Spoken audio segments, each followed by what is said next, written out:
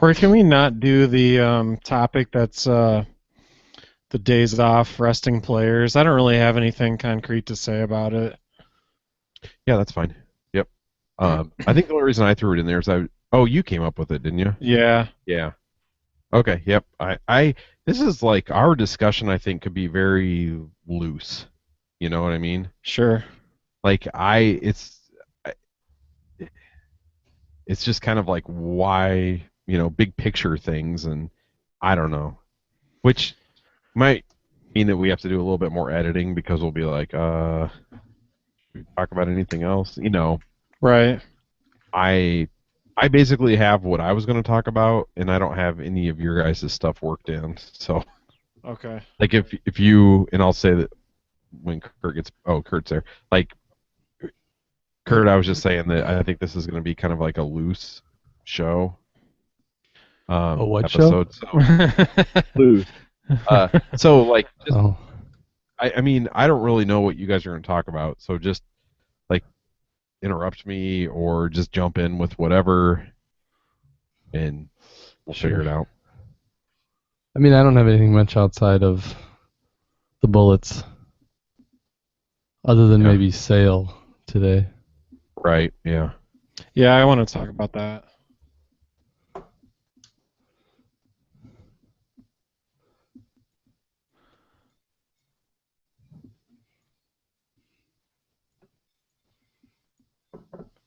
I need like another 2 minutes. Yeah, that's fine.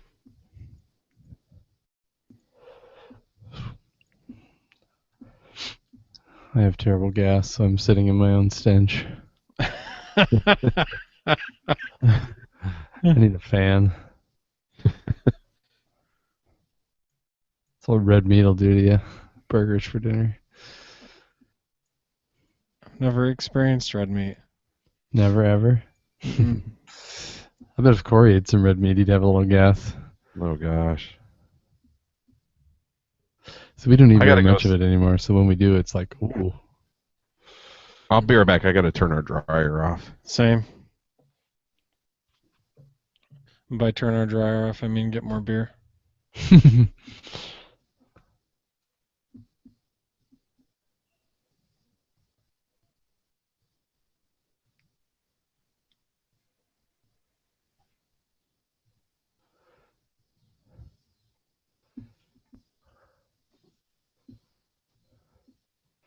Hi, everybody. It's just me. Sitting here by myself. Are we talking? I was just telling everybody that might be watching on the live that it's just me hanging out by Oh. myself.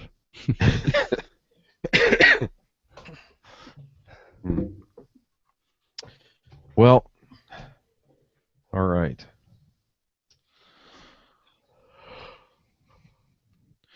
Okay. Oh yeah. Yawns. Ready when you guys are. I will be here in a second. Are we doing muscle flexes, scary stat? Yeah, I actually have a couple muscle flexes. You guys don't have any. Well, I do have a scary stat. I don't have a muscle flex, but Okay. I don't have a muscle flex. You do or don't? Do not. Okay. Who have I not done to start the show lately? excuse me. Have we done Sean O'Hare recently? I asked for more. We need some more. We got 90 Patreon supporters, and we only have like 7 or 8 intro things. We need to get a foreign listener to submit a intro. Yeah, that's a good idea. No, good eye. This is Dallas. Down under. I could listen to you do an Australian accent all night. Go Cubbies. Talk about red meat in that accent. I believe I've just shit my pants. No, that was a mix between British and Aussie there. Goes back and forth.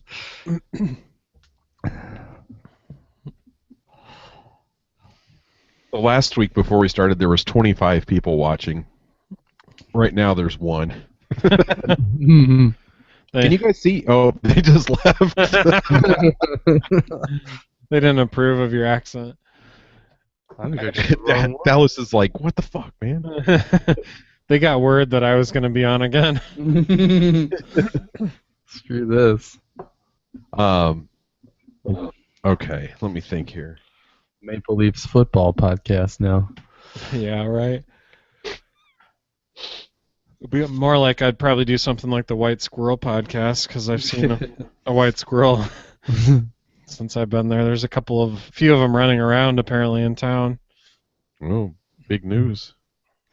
Well, I thought you might appreciate that. I You know. moved from like the Lake- black squirrel capital to the white squirrel Lake capital. so- Wobegon fan. It's been a quiet week in Geneseo. The white squirrel. I did hear one police siren the other day, and I thought that was something. Yeah, we They had an just turn 'em ambulance go on. by here one time, and it was pretty awesome. A what go by? An ambulance went by. Like we were Ooh. down on the lake and had to like run up and watch it go by. Oh, man.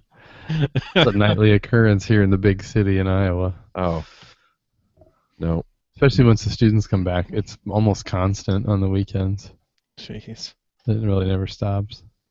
We were camping last night and we could hear raccoons, and it was awesome because they sounded exactly like they did in The Great Outdoors. Remember when those raccoons were talking about how the hot dogs were made out of lips and assholes? Remember when them raccoons? That's one thing Coomdog says a lot is them. It's one of them games. Oh man. One of You know them what? ways. I seriously, and you guys can think I'm crazy. I've just about had it with Coomdog, and Pat he has definitely, I don't know if it's because of the, like, he can't seem to get the chemistry with Coomdog, but Pat has not been very good this year. I think he's been pretty good. I think he's all right. I think he doesn't like the new system. He doesn't like this promotion crap. He doesn't like any of that stuff. I think it throws him off his game when he has to say fans won't strike out. That's the worst, yeah. But you know what? That's old time radio, isn't it? I mean, I guess it is. Sure. But I think Yeah, I know the most about this right now because I've listened to the radio for every game this like past 10 days. yeah. No TV broadcasts. And I think it's been okay. Don't you get tired of this feels like a turning point? Don't you get tired of that? No, not too much. Oh, I do. But one thing I don't like about Coomdog is his inability to show any excitement on exciting plays. when Right. he's like doing back-to-back play-by-play. homers. And he's so far behind on it. Yeah. You're relying on the crowd more than you are him. He's bad, but he's not as bad as Hawk. So He's not as bad as Zonk, but No, still he's not good. I think he's fine. I think I'd call him fine. Not good. I mean, yeah. Okay. I think he has some good We insight. should talk about announcers a little bit, because I really want to rip into Hawk, because like he has no business Well, just calling Major League Baseball games. bring it up. He's so bad. Yeah. Yeah, actually I have a little bit to add to that too, so all right, you guys ready? Yeah. All right, here we go.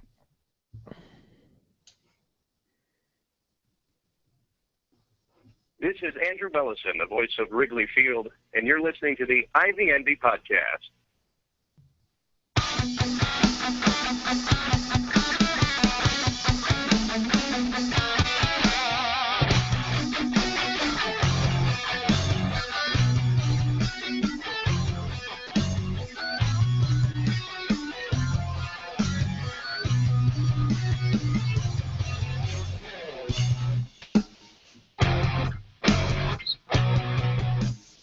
Hi, and thanks for downloading this episode of the IVMB podcast. I'm one of your co-hosts. My name is Corey, and I am joined by the other two hosts of this podcast through a Google Plus Hangout. Hi. The nameless host. Andy forgot how to podcast. Yeah. I mean, hi, this is Andy. Sorry, He's really nervous. I just remembered how to do it. And this is Kurt holding it down once again. Now I have to carry Andy's dead weight too. Nice to have you back, Andy. Hey, thanks. It's nice to be back. How'd the move go? Missed you guys. It was pretty good overall. My box springs didn't fit up the stairs, stuff like that. So I had to saw my box spring in half, basically. That was pretty cool. Ooh, did you do the trick where you saw it and fold it? Yep, I did. Nice. Yeah. I saw that on YouTube once. It's pretty cool. Still no internet at the new place? Nope, but it's supposedly going to be there starting tomorrow. Nice. On the midweek episode, I don't know if you listened, Andy, but Kurt and I kind of got into a little bit whether or not we could live without the internet. What's it like? What's it like, Andy? Well, I'll tell you what. I've been reading more books, so I think it's not necessarily a bad thing. But actually, I haven't listened to the last 2 episodes because we're at the max on our data also. It's I haven't even been able to. You can't even use your phone. No, not really. I haven't been able to download podcasts or stream anything. So, I mean, you need to go to McDonald's and use their free Wi-Fi. Listening to the podcast would actually cost about $45 because you go over your data.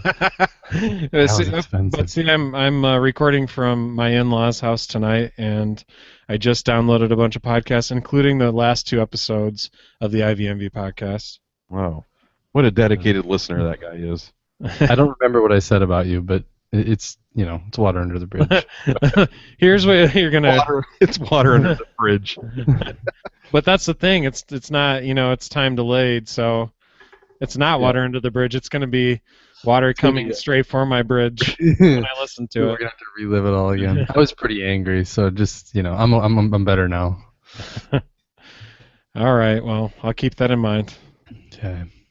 All right, so obviously we have a lot of fun Cubs topics to get to, but in less than a week we will all 3 of us be in the same place again. Seems like we were just all in the same place, but for the 3rd annual weekend at the lake, and I think I'll let you guys describe the weekend, but I do want to say this about it. The purpose of this weekend is twofold. Number one, we want an excuse to hang out with each other since we all live in separate areas now.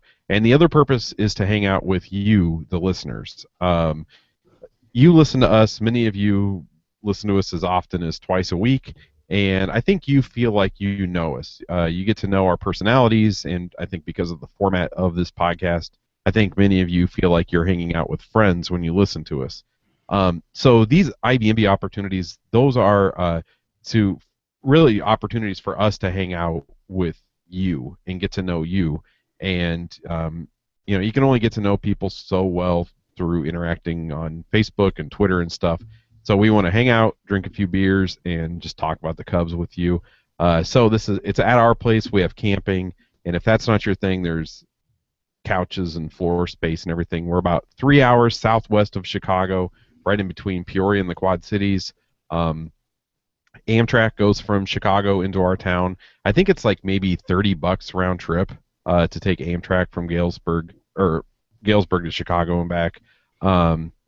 And I've had people email and ask about cost for the weekend. There is no cost. So I'll provide food Friday night, Saturday morning, and Saturday lunch. We'll probably eat in town Saturday night.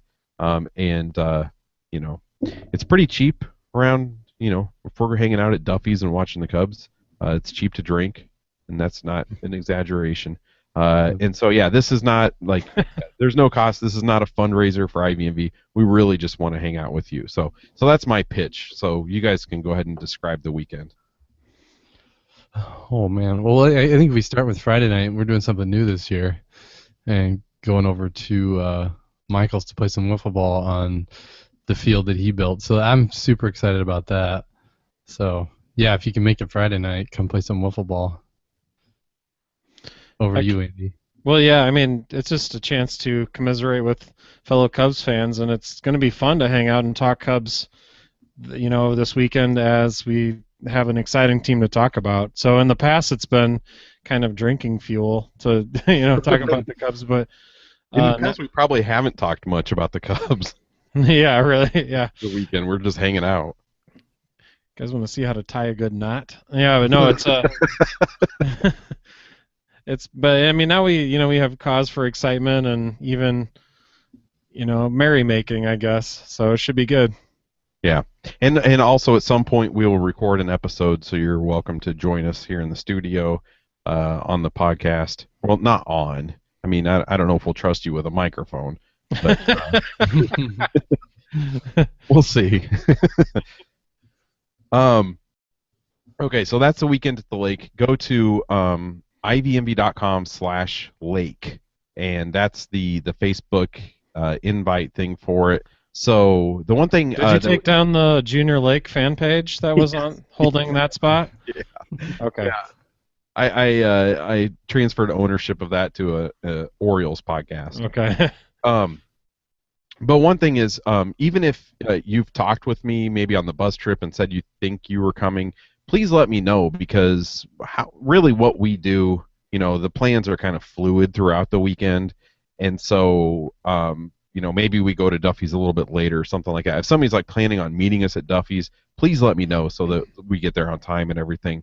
So over the course of this week, just shoot me an email, Corey@ivnb.com, if this is something that interests you, you want more information on, or if you're definitely coming, just let me know. And that also helps me, know how much food to buy and stuff like that. So, okay, one more thing here before we move on. We have our voicemail line, and I've asked that people call in with their takes on what's going on with the Cubs and stuff like that. So I got a voicemail. We got a voicemail this week, and I want to play it for you guys and see if you have an answer for it. Hello. Can you hear that? Yeah. Okay. All right, hold on a second.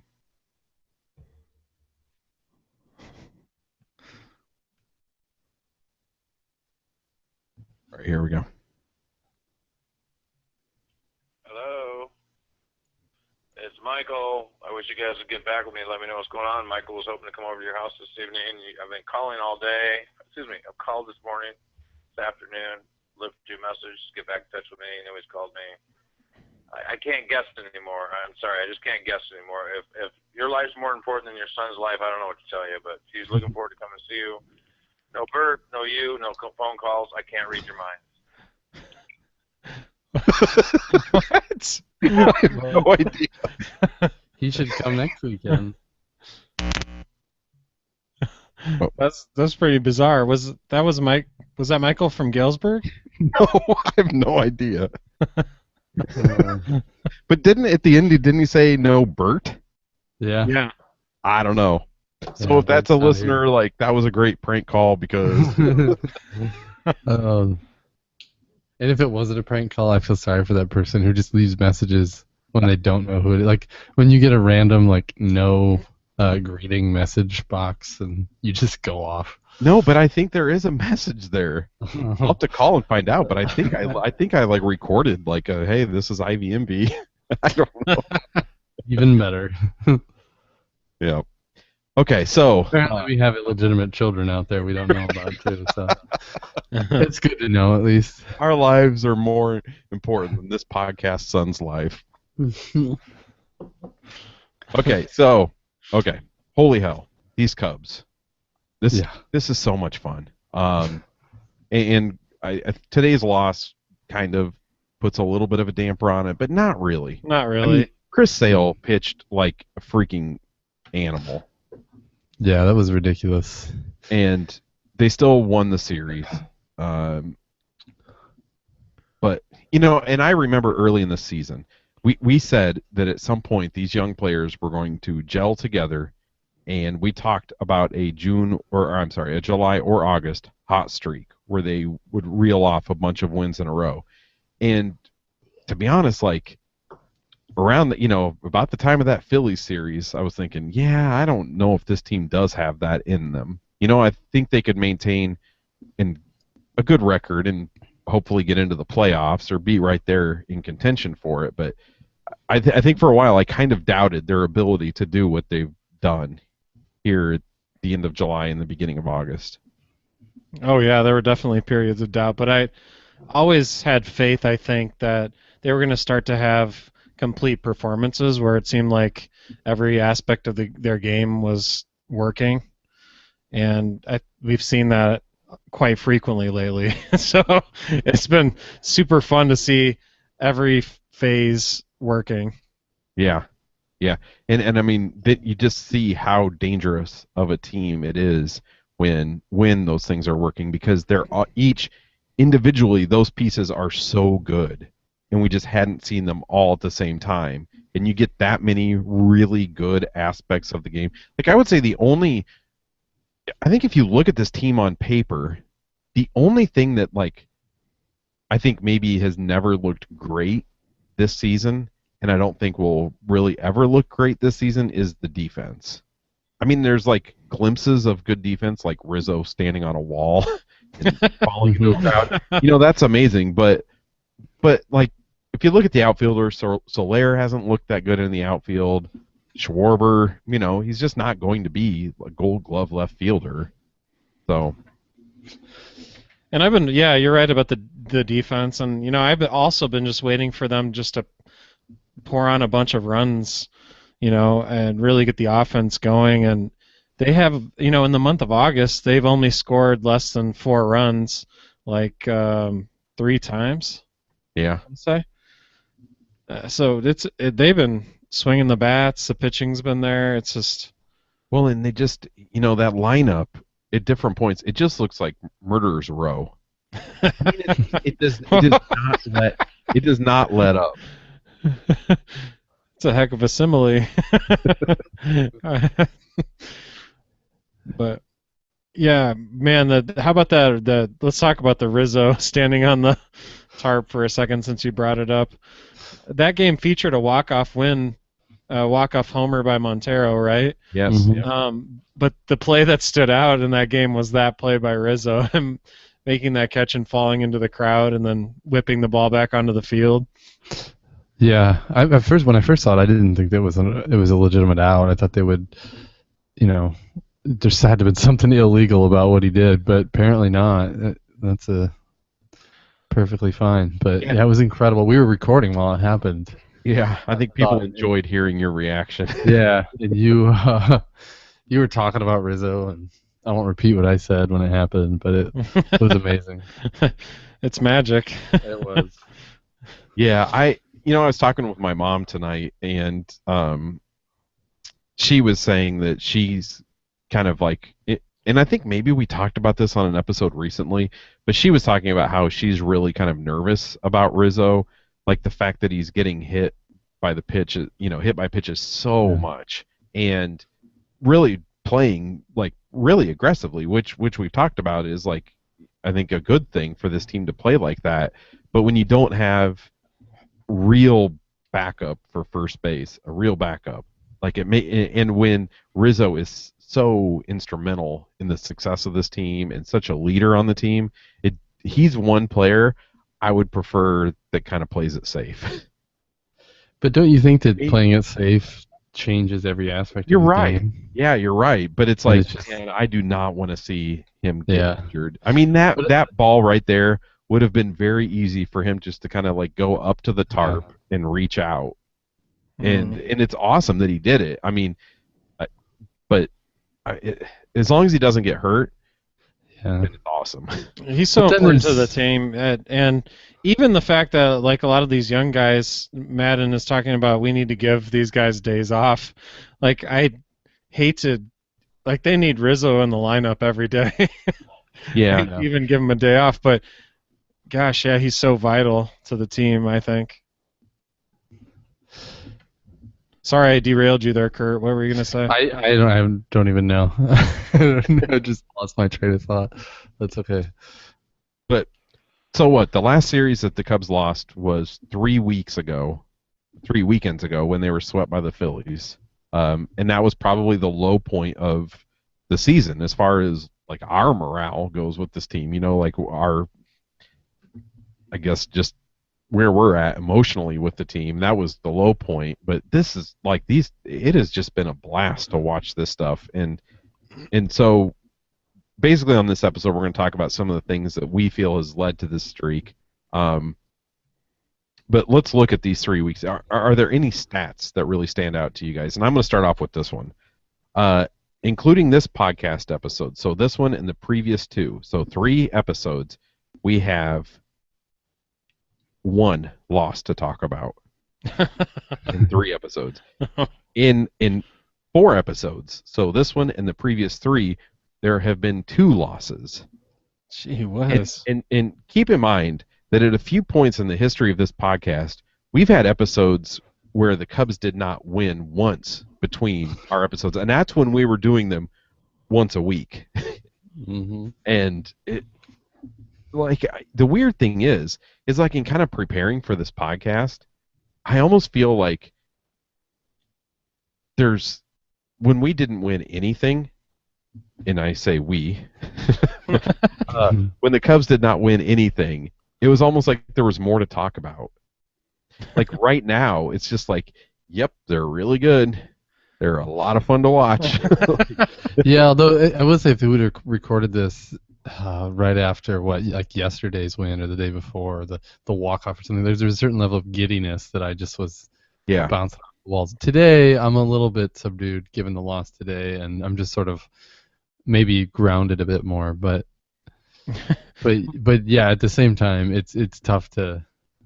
You can't wipe out how amazing the last couple weeks have been. Well, I mean, just even like our scary stat, segment was sort of based in negativity. Mm-hmm. I mean, it's like we grew so accustomed to looking for the problems. Mm-hmm. I don't think that we're as accustomed to looking for what's going right. Yeah, you're right. But I have a stat. One of the stats that stood out to me is that, we talked a lot about how the offense has been anemic before this stretch, and they really needed to turn it around. And so in the last 19 games, I'm going back to when the Phillies series ended and they started winning. They've hit 25 home runs of their 112 on the season. So just in 19 games, they've hit 25 home runs, and that's 22% of their home runs. That's great. Oh, and then 22% of the home runs in just like 11% of the season. So they've started doing what we thought they would do with power. Yeah, I don't know if you guys were listening to the radio broadcast. I think it was a radio broadcast on Friday evening. They said that between the 5th inning of Thursday's game and the 5th inning of Friday's game, the Cubs hit 8 home runs. That's yeah, the 3-in-1 inning was pretty incredible. Yeah, and I think Coomer was on the mic for those 3, and the first 2 he blew. He finally got a little bit worked up on the 3rd one. Do you think like Pat had to pinch him during the call to try to get him to? Like a cattle prod or something. Yeah, it was pretty bad. And that one's not going to stay in the yard. Holy cow! The yard's not going to hold that one. Oh man, it seems like all the big stuff happens during Coomer's play-by-play. It does. Yeah. Well, the White Sox hit a home run today when he was calling it, and he basically saying, trying to decide on air whether or not it was going to stay foul or go fair or whatever, stay fair or go foul, and then he says, and it's fair, home run. I was like, yep, I didn't know he hit it that far. I thought it was a pop fly, but it was going to be a foul. Yeah, I had no idea. It was like if it, that's usually where you say if it's fair, it's gone or something like that. I have to be able to visualize this thing. Say deep right away. I don't know. Right. Yeah. Well, at least since we're ripping on announcers, at least we don't have Hawk. And I had to watch today's game with Hawk because the local affiliate broadcast it over the air, and they chose the WGN broadcast today, and it was on our main channel. So I watched Hawk and Stone, and oh my gosh, like I just don't understand how the guy has a job. I think I guess Sox fans like him, but I don't really understand why. Well, that's the funny thing. Okay, so I listen to, and I think some of our listeners probably listen to Sonranto show. Sonranto, Danny. And Danny's podcast I think on Friday, he released an episode with it's Danny and Michael from Colorado. I shouldn't shortchange Michael. But they had on a White Sox podcaster, and the topic of Hawk came up, and my impression from that guy is that it's time to, basically he said it's time to change the climate, or just change the image of the White Sox, and that's where it starts. And he said there's been like a couple of, if I'm not mistaken, if I heard him right, he said that there's been a couple instances where Hawk has actually like not said anything for like entire half innings, like literally has not said anything, and that he's like left the booth, and he said that like that Steve Stone doesn't even like really, like Hawk just says something absolutely ridiculous that Stone doesn't like really say anything, because then Harrelson will argue about it for like 3 innings, and so Stone just like, they said he'll just kind of like chuckle it off, but he won't say anything. And so an example he gave was that like recently Hawks said that the Royals, or that the White Sox are actually a better team than the Royals, and so they were like, he said Stone just kind of was like, I thought of a money making idea for an app, and it's the Hawk Harrelson excuse machine, and like you just put in the situation that just happened, and it'll spit out a White Sox excuse for why it happened.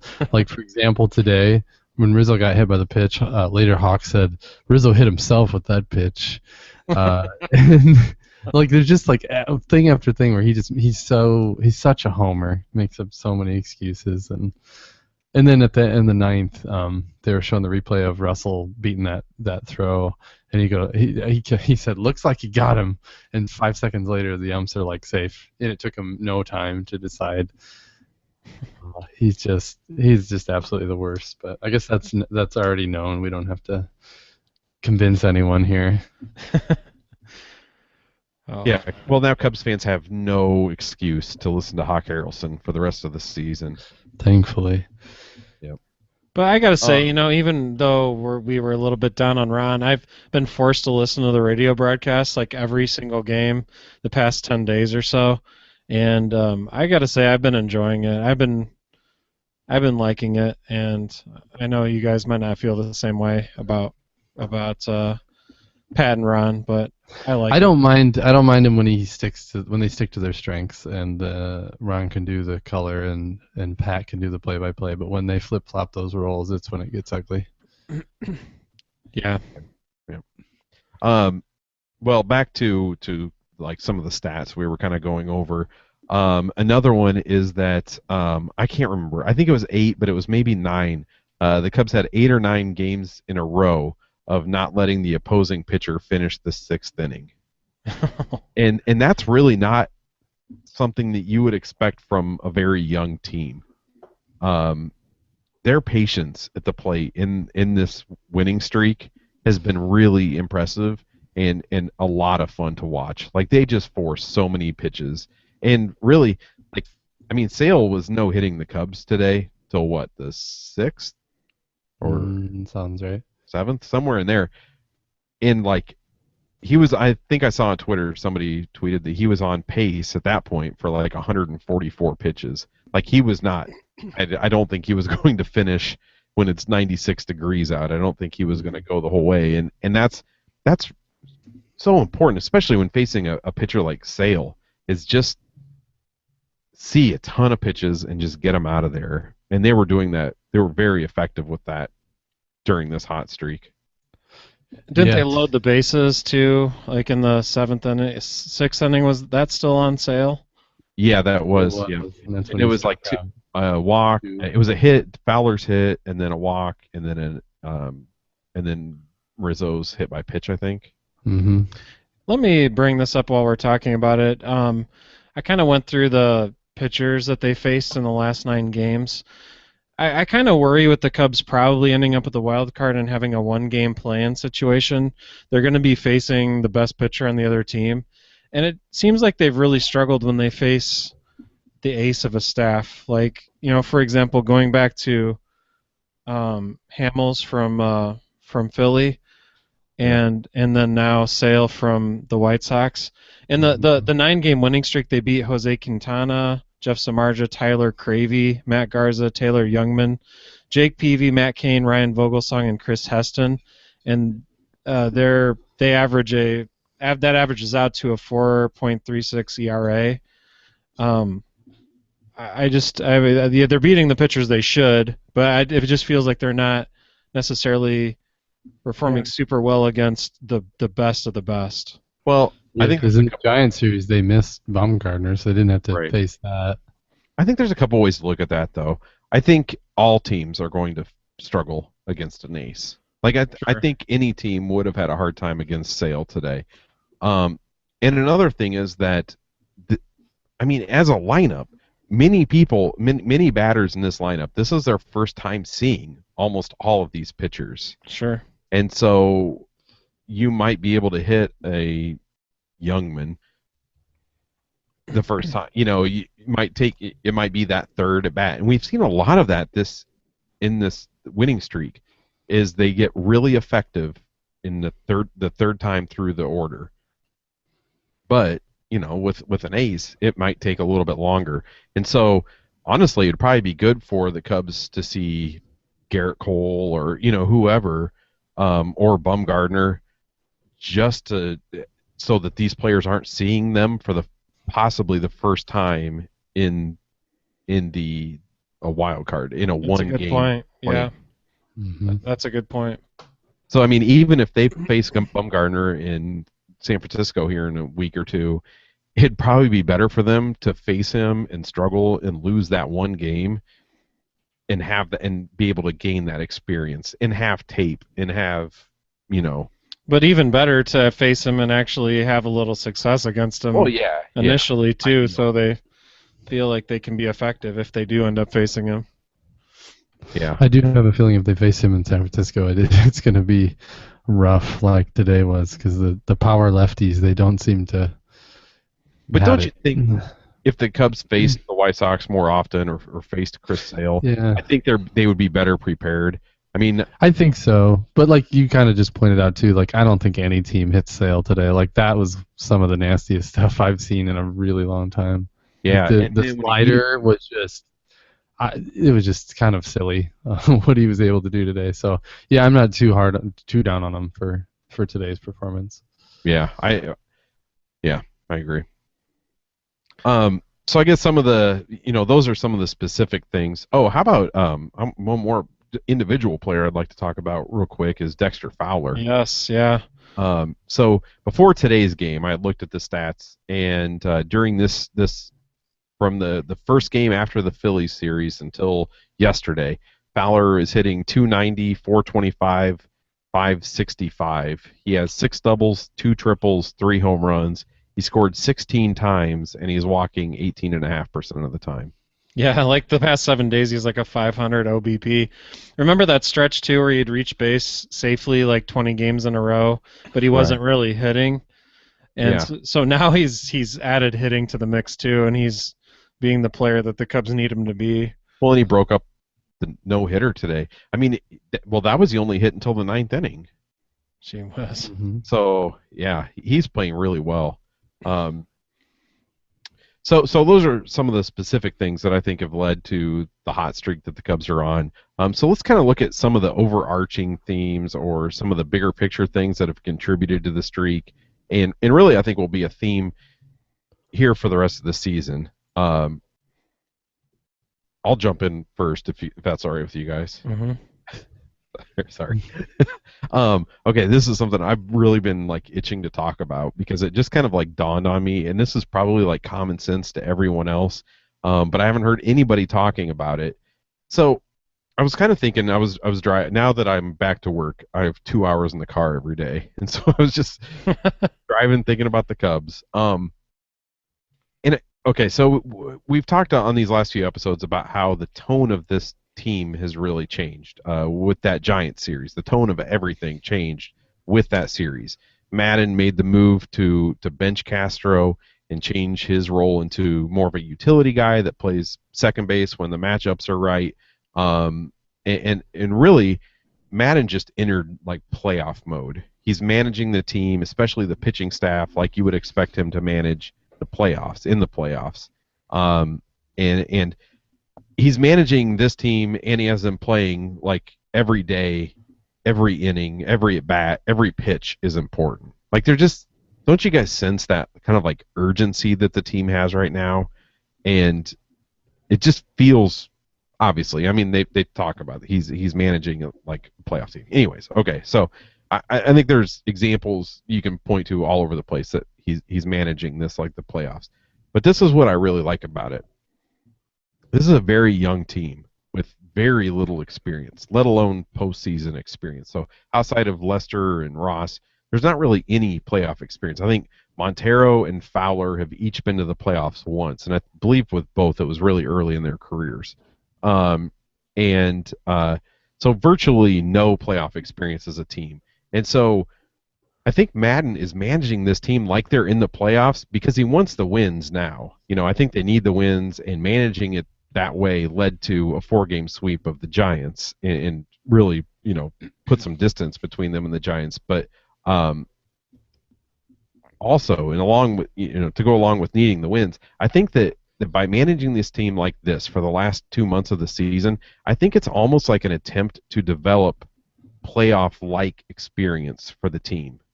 And players play aggressively, you know, or right now they're playing aggressively like you need to in the playoffs. The pitching staff is starting to get used to being handled like they would in the playoffs. Pitchers are getting pulled a little bit earlier before they struggle, not after. Position players are kind of being moved around and used like they might be in the playoffs. And I think that this is an attempt to prepare this team for that, so that if they get into the playoffs, sure, there's going to be pressure and attention that these guys have never seen before. But as far as things go, like on the field, I think they're going to be more comfortable with and more prepared for the strategy of postseason baseball.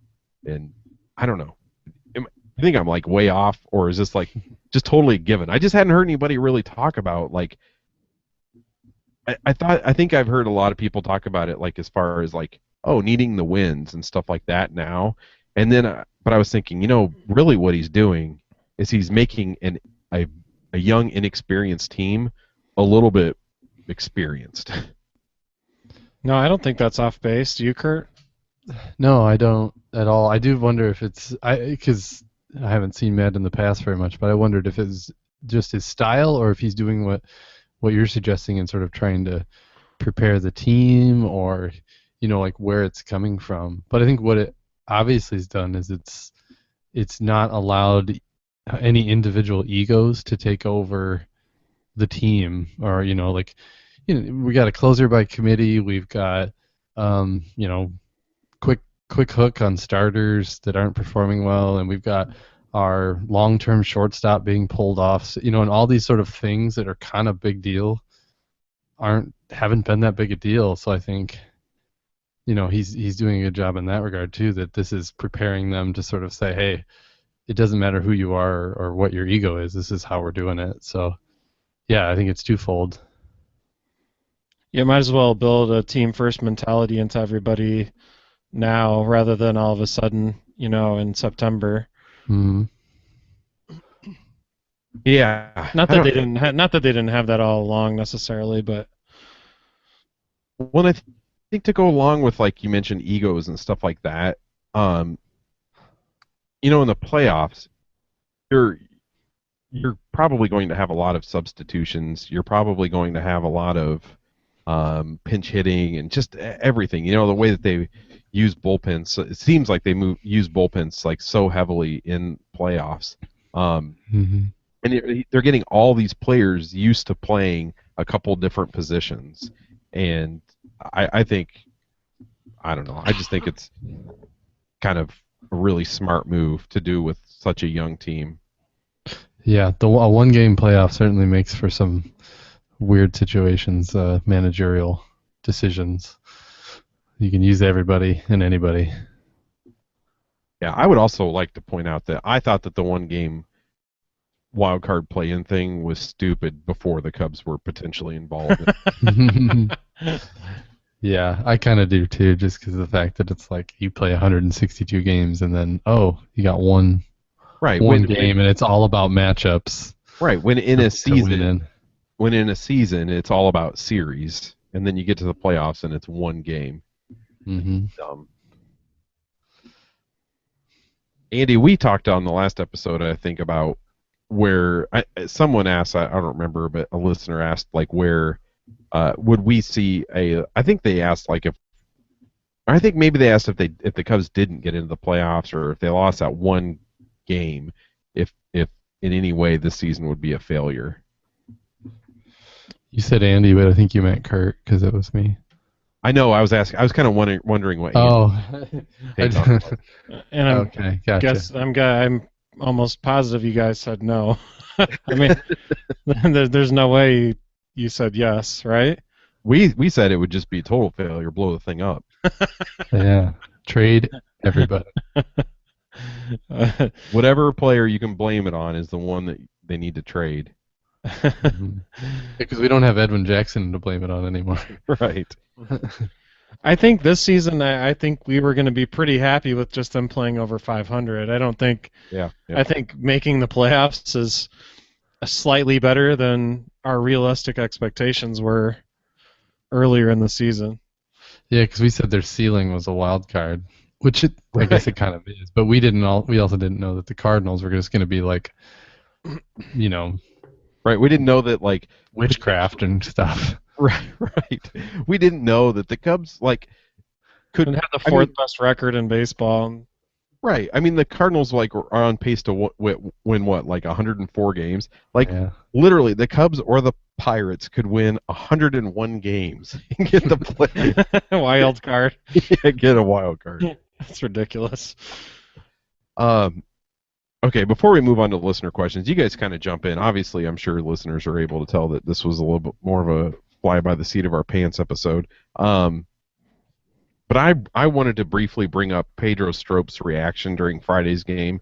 I'm sure anyone listening to this podcast, you saw it, you saw the video, or you heard what happened.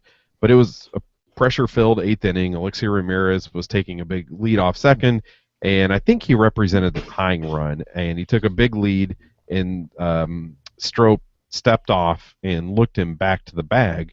And then on his way back, Ramirez was wagging his fingers and shaking his head. And then Strop struck someone out. I don't remember who it was, and double fist pumped in a pretty demonstrative way. Maybe directed at Ramirez, maybe the White Sox dugout, maybe nobody in particular, maybe his deceased relatives. I don't really know who it was directed towards. Bob Costas. Right.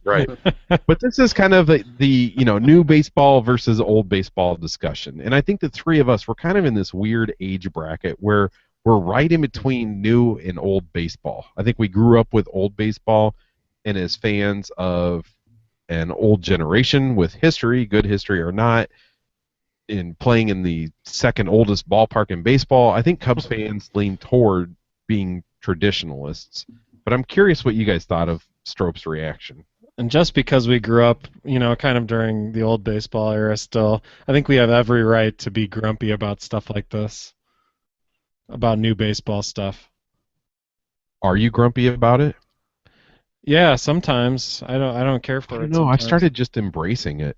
Like the bat flips and yeah, I'm kind of getting to be like you, Corey, where like what I said about you're the curmudgeon. I flip flopped. I know, and I've totally flip flopped. I have no problem with what Strop did, only because it's not like he's doing it all the time, and given the weight of the situation and there's a little bit of tension, I have zero issues with what he did.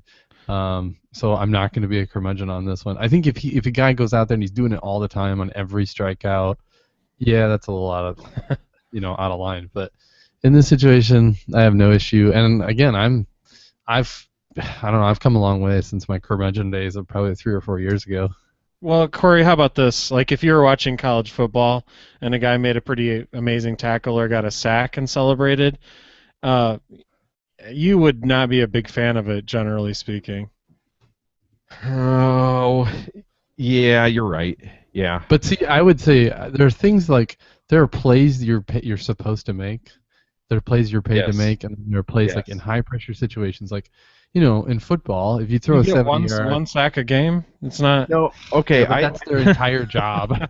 Okay. No, but Sack here's the where I think quarterback. you're right, Kurt. I think that if that was okay, my problem with college football is that now people do it after an incomplete pass that the receiver dropped, and then the defensive backs have to celebrate. Yeah, Like, celebrate. That's the stuff that annoys me.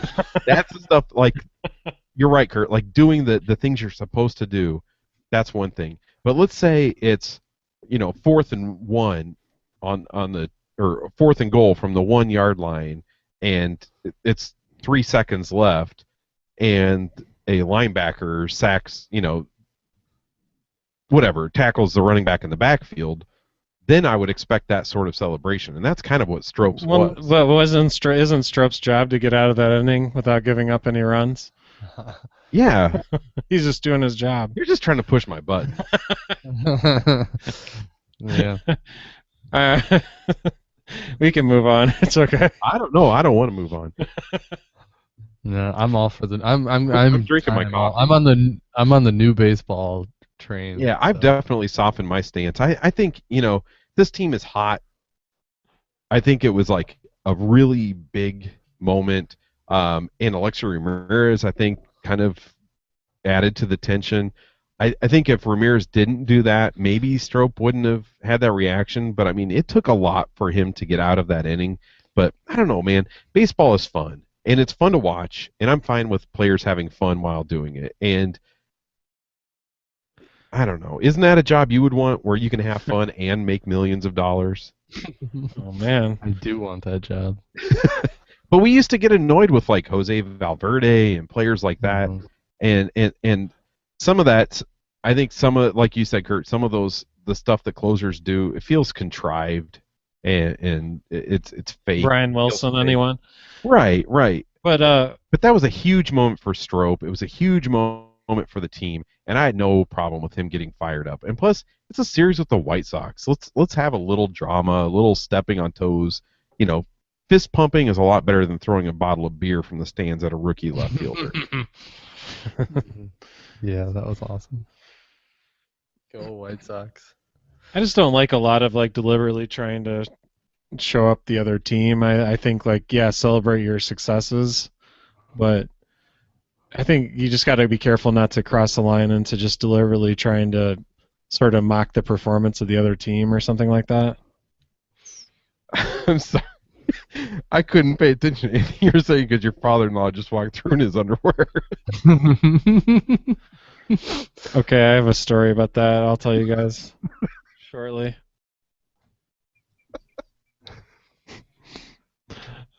Oh man. I'm sorry.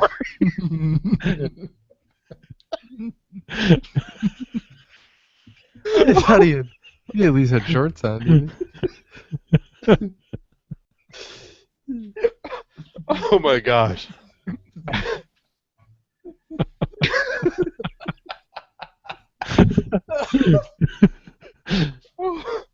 Oh. Whew. I want a fist pump after that one. I had to mute the pic. he? Yeah, and he turns off the camera. Oh gosh. One of my favorite moments in the history of the podcast right If only he would have scratched himself. Okay. Please tell me you're gonna edit that part out of the. I don't know. Can you do that out of the video? It wasn't bad. It wasn't bad. No, he looks like he's wearing shorts. Oh, jeez. I don't know. Please, can I leave some of that in? Please. Yes. Please. Yeah. It's so good.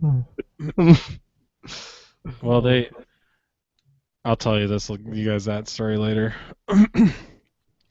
Oh, jeez. Wow. That just happened.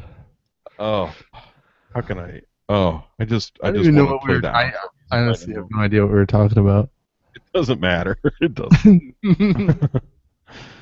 Oh, we were talking about You just started to mention throwing a beer at Schwarber. You started to mention the Schwarber thing. I don't know. I'm ready to move on if you guys are. Yeah, let's move on. Yeah, let's do the listener questions. Sometimes newspapers got to get recycled, man.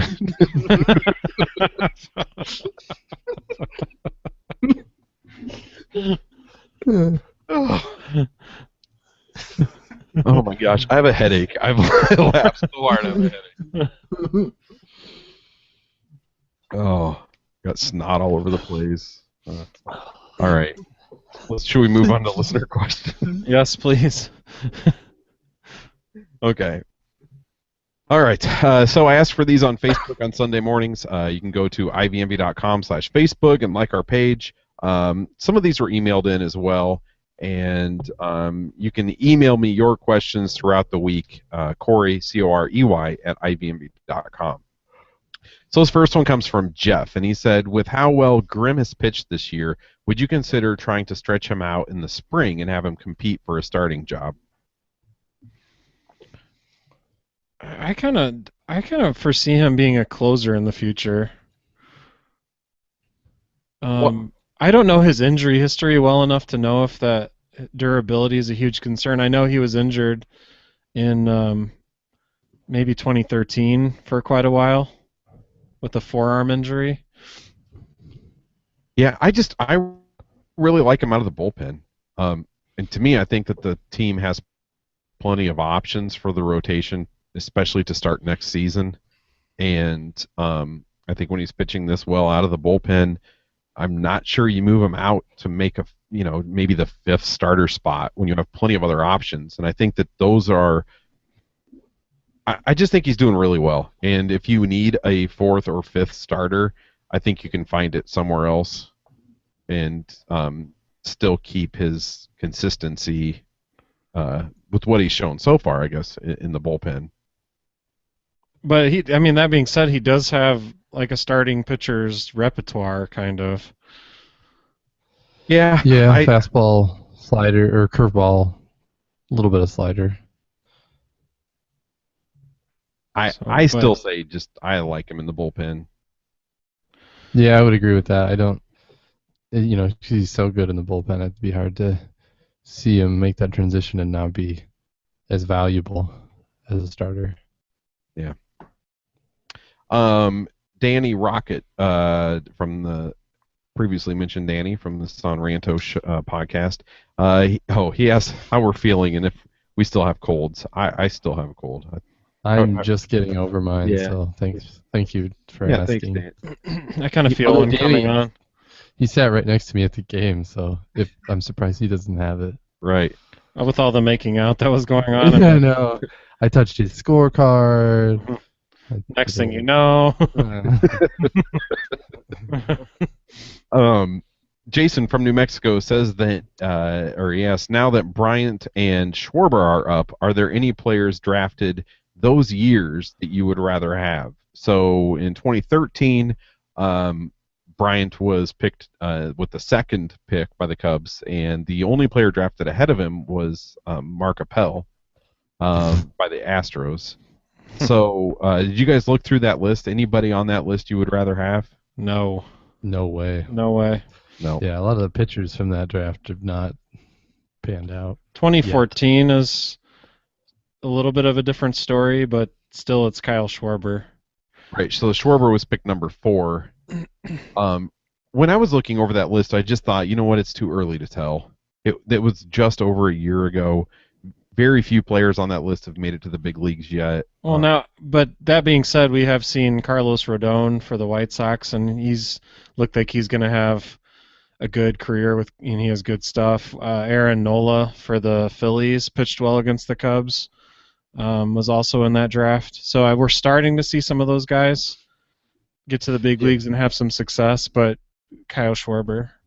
Yeah, I mean that's the long-term value of some of those pitchers is probably could be greater than Schwarber, but given the Cubs timeline and the fact that Schwarber was like under Slot at 4 and outperforming Slot, it's just kind of crazy how good he's been. Yeah, and yeah, the Cubs just have to be happy with how Schwarber's playing, and I just think it's great to see him impacting the big league team the way that he has just a year after being drafted. That's so crazy. Nick from Wisconsin, he says, biggest contributor to the recent successes, team gelling, Castro out of everyday starting lineup, the young guys getting comfortable, or something else? I do think it's a combination of things. I think it's what we talked about is, all of the parts being good at the same time. So I guess I'd go with his team gelling option. The pitching's been good. The offense has come back. The bullpen's been pretty great. Right. You get all that at the same time, you're going to win a lot of games. I don't think it's so much getting Castro out of the everyday starting lineup. I think it's more of getting Schwarber in the everyday starting lineup, and I don't think Castro being moved off shortstop and being on the bench and playing second base, I don't think that's what's led to this winning streak. But really, I think, to be honest, I think it is those. I think it's the team gelling, the young guys getting comfortable, and then I think it's just also the way that Madden is managing right now. I honestly think that's the biggest reason for the how they've been playing lately. Anything else to add there, guys? No. Christopher says, talk about the pros and cons of trading to get Utley. I personally don't think they should trade to get him, but I'm curious to hear what you guys think. And then also, Chris asked, would Chase Utley be a good addition, or do you think it would mess with the team's chemistry? I think it would, just for the reason we just mentioned, is the team seems like it's starting to gel, as Nick said, and to throw somebody in there with a lot of, who's had a long-term career and has done things a certain way probably for a long time, to come into a new group like this that it seems to really be coming together and playing as quite a unit, I think it's not the right move. Yeah, I'm with you there. Just I don't really know anything about Chase Utley personally, or what kind of like clubhouse guy he is or whatever, but right. Philadelphia has had issues with Sandberg there, and a lot of the veteran players, they didn't get along. I don't know if he had anything to do with that, but given what the young team, the gelling, and I love the veterans that they do have. I had not nice things to say about David Ross early, but he's older, but he's a total nut, and I love that because he totally works with the young guys. So I like the older veterans they have, and it seems a bit risky to bring in another old guy that might risk changing that. I think when it comes to his clubhouse persona or whatever, I think I trust this front office, and I think that if they bring him in, I would think that it's as much to do with bringing in an experienced player that they think would work with this group of kids. Sure. I think it's just as much about that as it would be what he might do on the field. And so I think if they bring him over, I think that's part of the reason they would probably do it. But like you said, Kurt, I don't pay attention to what's going on in the Phillies clubhouse, or I don't know much about him. One thing worth considering is he has played first base some in his career, and especially recently, just because it seems like the Phillies are trying to shop versatility a little bit. So if Rizzo needed somebody to back him up, that would be a pretty darn good option. And then also he hits lefty, so he and Castro could platoon at second, and that could be kind of effective. But I mean, with La Stella on the mend, and then through Javier Baez in the mix perhaps somewhere, right? It's kind of hard to see where all that would work. Yeah, I don't think they're going to get him. But if they do, I think it's because they think he's going to improve this team when it comes to, just maybe what he can bring to the clubhouse and bring to the experience that he might bring. Yeah. Scott says, regardless of what happens the rest of the way, it's so much fun watching this team. It's been a long time coming. What's your prediction for their record now? 90-plus wins seems realistic for sure. I don't know. I guess I would guess. Maybe I would guess like 89 wins or 90. I think they'll be right around in there.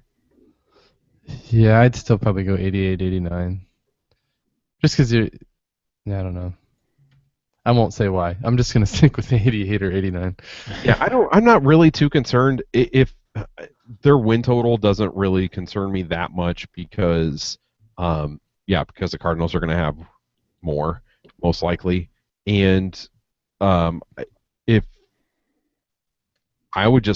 I think my goal right now, like what I would like to see, is to see them get into the playoffs and be able to do it with like a couple of game cushion, so that they can set the rotation up how they want it heading into the playoffs. So I mean, win total doesn't really matter to me too much, but I think it's going to be around in there. But I agree that 90 is realistic. Yeah. Because they have 47 games left to play, I think, something like that. So to reach 90, they need to win 23 of the 47? No, 33 of the 47. Which is... now you can like see the steam coming out of my ears. I just did a little quick math. That'd be playing better. That'd be a 702 winning percentage. Yeah, so they only have to win 23 to reach 90. 23.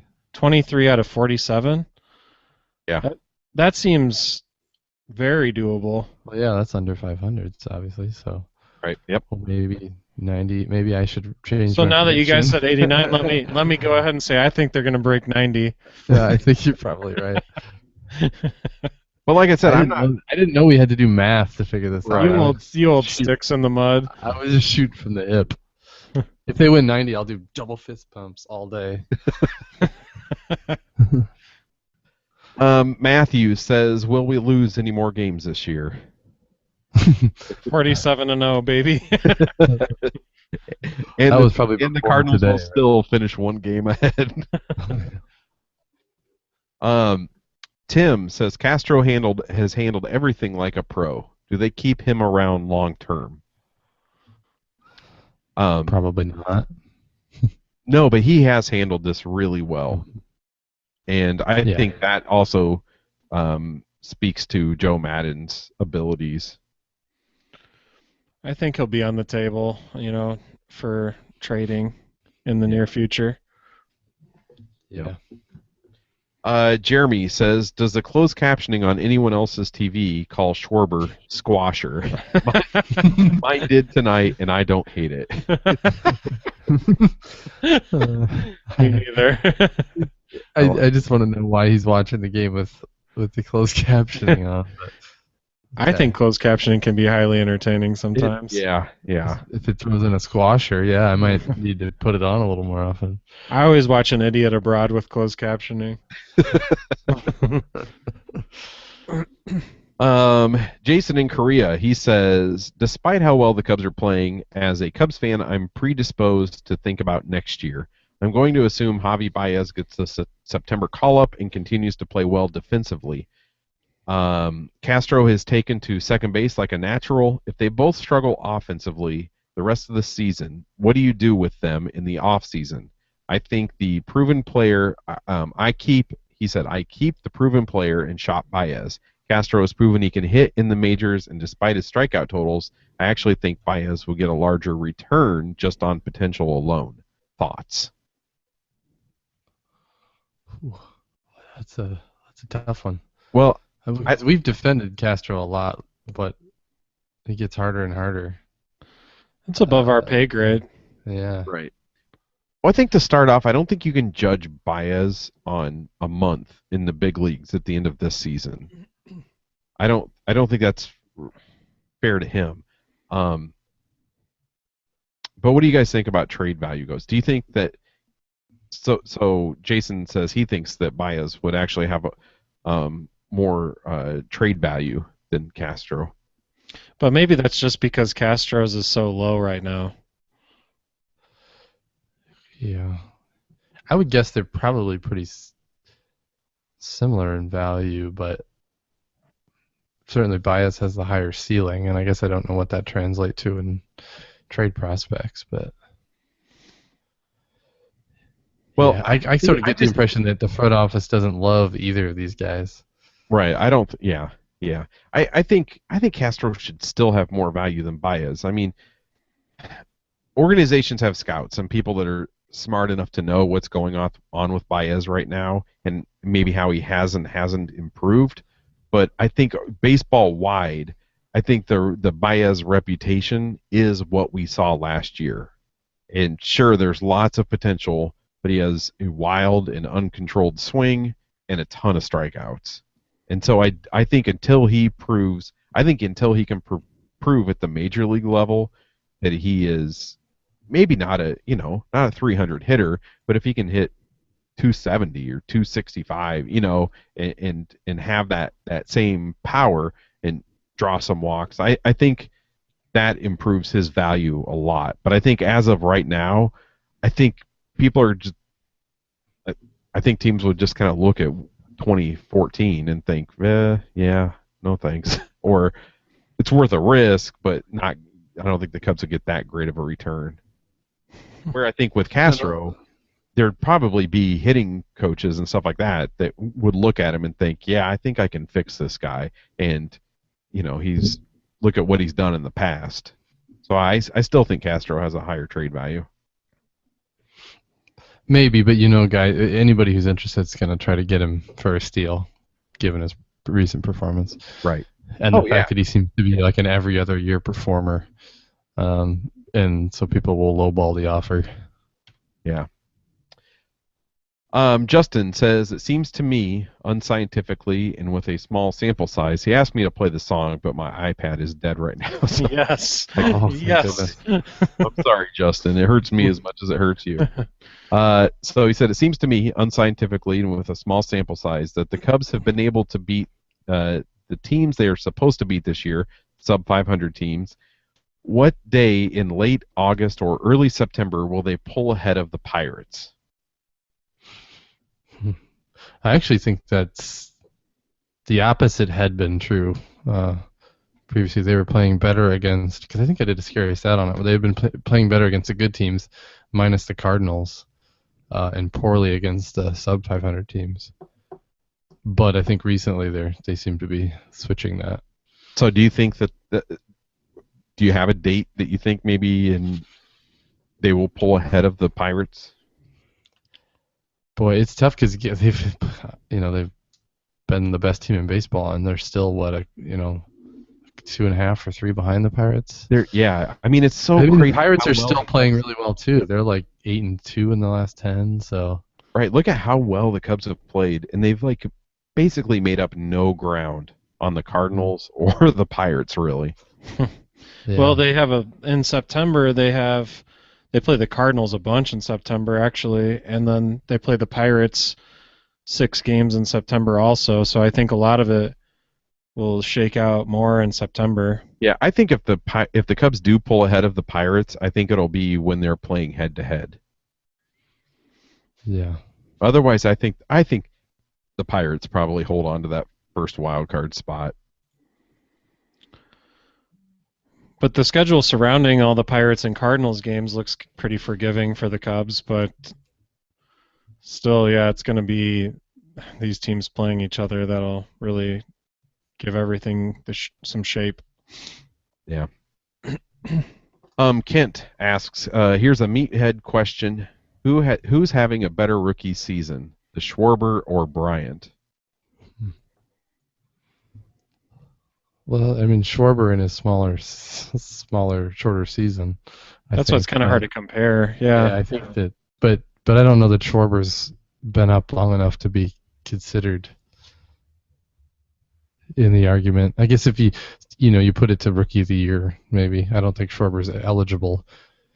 I mean, he's eligible, but at least not in my mind.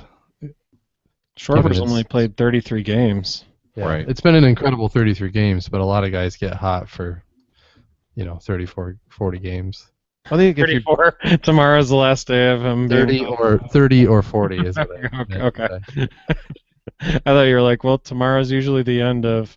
That's when the book is written on these new players. Nobody stays hot longer than 34 games. Let it be known. Whereas Bryant has played 106 games this season. Yeah. Yeah, so Bryant's been through the seeing pitchers multiple times, a little bit more of a book on him for other pitchers, which I think makes things harder for a rookie. So, but I think if you're just going off numbers, you have to say Schwarber's having. Yeah, Schwarber's been incredible, and I will say too, just for a guy that young who's not played a full major league season to put together at bats and have the patience and be able to hit the ball like he does it's pretty amazing. Yeah, I mean, he was literally playing in the Big Ten last year. Not the best baseball conference. Wow, guys, I just noticed that Chris Bryant leads the National League in strikeouts in 2015. Well, thanks for that, Andy. But I mean, his season's been good. There's no doubt. I mean, well, it would have been Soler had he not got hurt. So But he also is 7th in the National League in walks. So yeah. Yeah, I mean, I think they're just uneven as far as how you're measuring them, but I think you have to say Schwarber. Just, I don't know. You don't have to, I suppose. But, I mean, you can't do much more than what he's done. I guess that's what I'm trying to say. So, but yeah, he got a beard thrown at him, which Brian has not. Right, you're right. I mean, I think we'll see what the numbers look like in September, I guess. Bob says Madden has made some tough decisions this year. Do you think Ricky Renteria would have made the call to bench and switch Castro to second? Wow, that's a good question. I think so, because I think that the powers above him would have told him what to do. So in this case, though, do you think it was Madden's call, or do you think it was their call? I think maybe Renteria would have let it go on longer, forcing the front office to tell him what's up. I think it was probably a joint decision, but I don't think it was the front office saying this is what's going to happen. I think it's probably more of just everybody being on the same page and probably understanding that's what needs to happen. But I don't know. Do you see Dale Swaim making that move, or I don't really see either of those two guys doing it until their hand is forced, I guess. I guess I could see Dale Swaim gives him hell, though. Yeah, because he was. I don't know. It just seems like I think players respond better to the way Madden handles these things. I think because he is so experimental, I think it goes over better with players because it's seen as, let's try this. And I don't know. Don't you get that impression? Yeah, I think so. I mean, the fact that he did think about how he moved Castro, an all-star shortstop, off of shortstop, and it wasn't really a big deal. It wasn't a big deal in the media. I mean, it was mentioned because that was a story they could write about or whatever, but it wasn't a huge issue or a real hot take topic, Yeah, I suppose partly because, because it seems so obvious. You had to get Russell over there, but yeah, I don't think Renteria would have done it, but I think that's it as far as questions go. I'm going to have an edit here, so.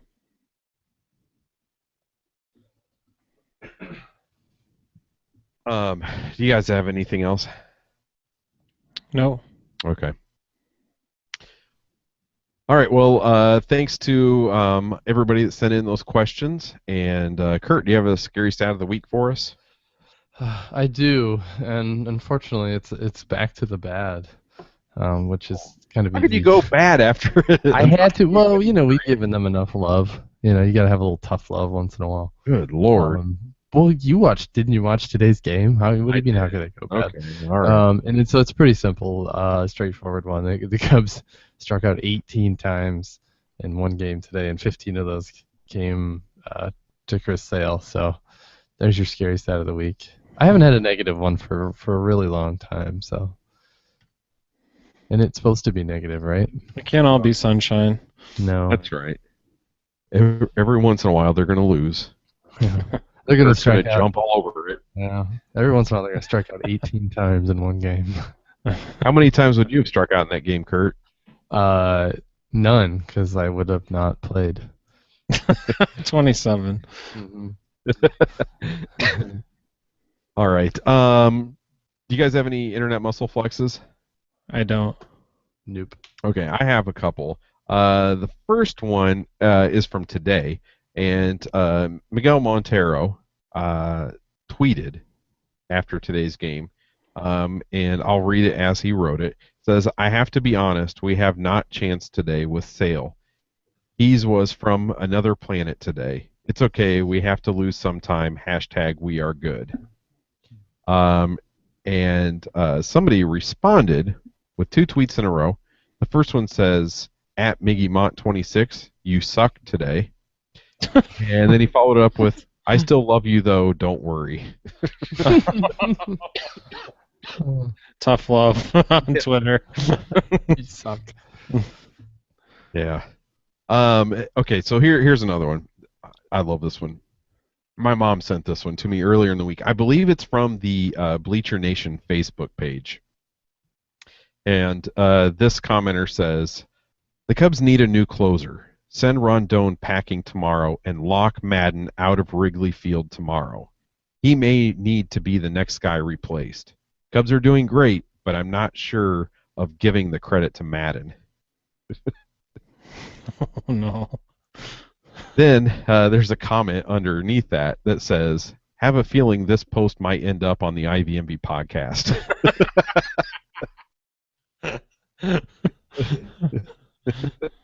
It's prophetic. Yeah. Well, Corey was just giving a lot of love to Madden, and then he throws in a flex, hating on Madden. So I think Corey's a Madden lover. I just think it's amazing. Like in the middle of this winning streak, this guy's like, "Cubs are doing great, but I'm not sure about giving the credit to Madden. I don't know. He may need to be the next guy replaced."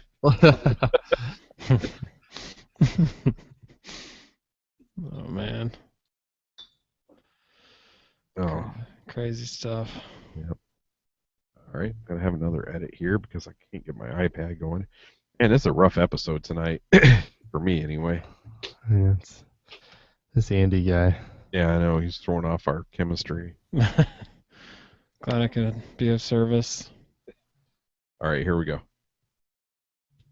So that does it for this episode. So this weekend is the weekend at the lake. We want to hang out, so come hang out with us. We'll show you a good time. We'll talk about the Cubs a lot. We'll drink old style at Duffy's.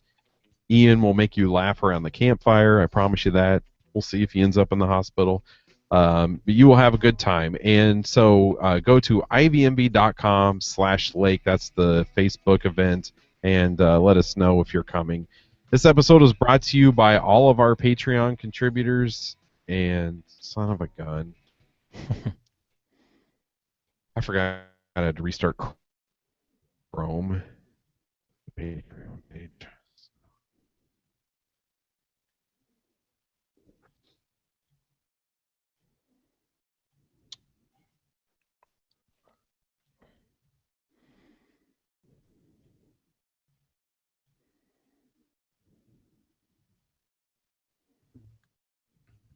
Oh man.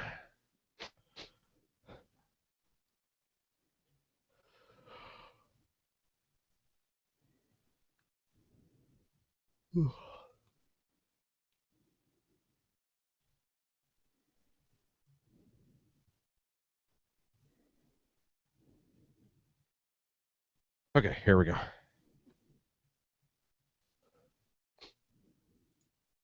So that does it for this episode. The weekend at the lake is this upcoming weekend. We want to hang out, so come hang out with us. We'll show you a good time. We'll talk about the Cubs a lot. We will drink old style at Duffy's, and we'll have a lot of fun around the campfire. You'll have a good time. Go to ivmv.com/lake if you're thinking about coming, and let us know. This episode was brought to you by all of our Patreon contributors. A special thanks to the Hall of Fame level contributors: Jeremy, Dave, Dizzle, David, Jeremy, Chad, Todd, Dallas, Charles, Steven, Stuart, Guy, Peter, Jeff, Jane, Shane, Michael, John, Andrew, Craig, Rick, Luke, Matthew. Macer is, my gosh, I'm sorry, guys. It's all right. Christ.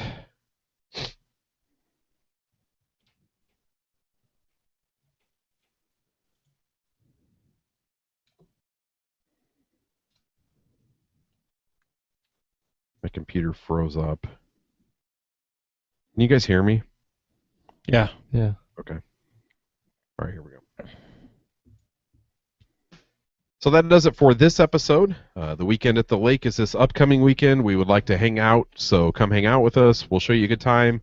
We'll play wiffle ball. We're going to talk about the Cubs a lot. We're going to drink old style at Duffy's. We'll have fun around the campfire. Overall, just a good time. Go to ivmv.com/lake and let us know if you're coming. This episode was brought to you by all of our Patreon contributors. A special thanks to the Hall of Fame level contributors: Jeremy, Dave, Dizzle, David, Jeremy, Chad, Todd, Dallas, Charles, Steven, Stuart, Guy, Peter, Jeff, Jane, Shane, Michael, John, Andrew, Craig, and Rick, and Luke. Our associate producers are Matthew Macer, Anthony Hutfels, Joshua Hansen, Ryan Shores, Brian Hunt, Tim Marr, Jason from New Mexico, and the Quad Cities' own Jason Nunn.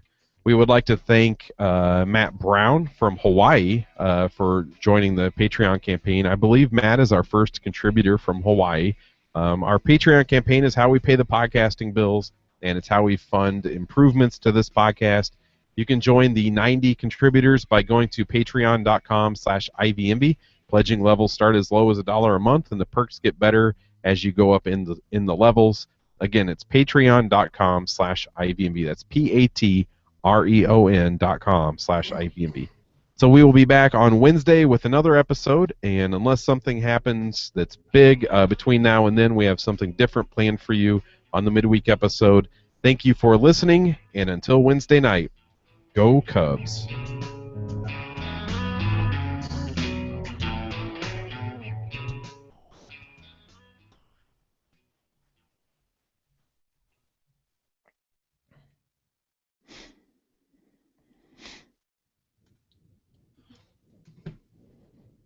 Oh, okay.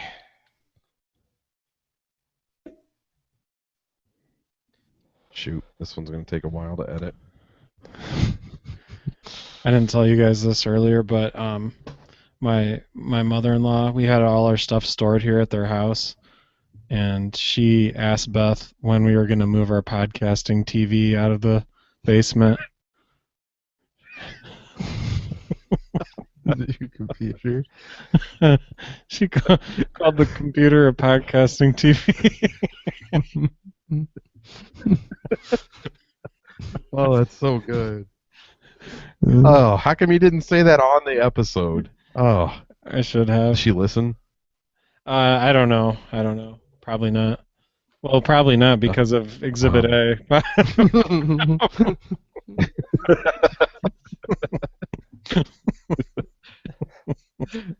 Oh gosh, Parents are amazing. gosh, that's so awesome.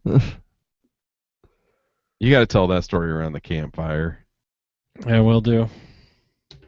I can't wait to have campfire conversations.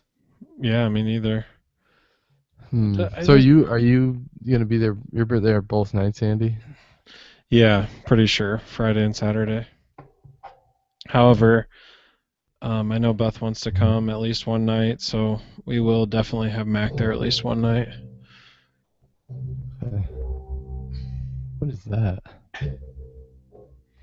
It's me cleaning the dust off this mic stand and brushing past the springs. No, it's like Corey's like playing some weird. Oh, you playing with your spring or something? Yeah, yep. That sounds amazing. Okay, well, I need to move this stuff out of the. Get your podcasting TV out of the basement. Get that podcasting TV out of there. Oh, I'm sick of looking at it. So the title for the episode that I have written down is the Hawk Harrelson Excuse Machine. Hey, I hope people realize that me mentioning it stakes my copyright claim on the. I really wanted to make an app. Like you literally type in the game situation that just happened, and it spits out a Hawk Harrelson excuse. Heard it here first. He's such a dumbass. Okay, I better get going. Yeah, same. Mm-hmm. So better get going to bed. I will talk to you guys later. All right, we'll see ya. See ya. Bye.